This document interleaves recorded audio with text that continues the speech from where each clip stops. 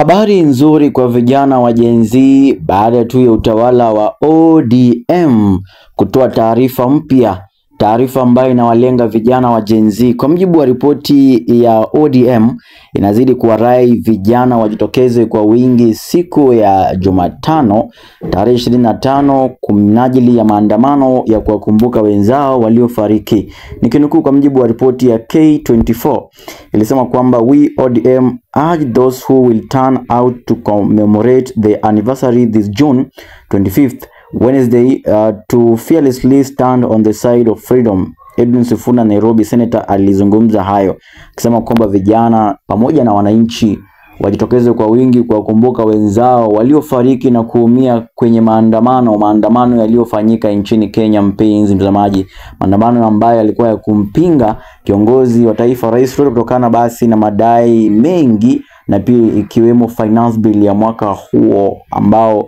uliweza kutatiza nchi ya Kenya na kufanya nchi ya Kenya iweze kuingia kwenye maandamano ya vijana wa Gen Z ambao wengi wao walifariki katika maandamano hayo.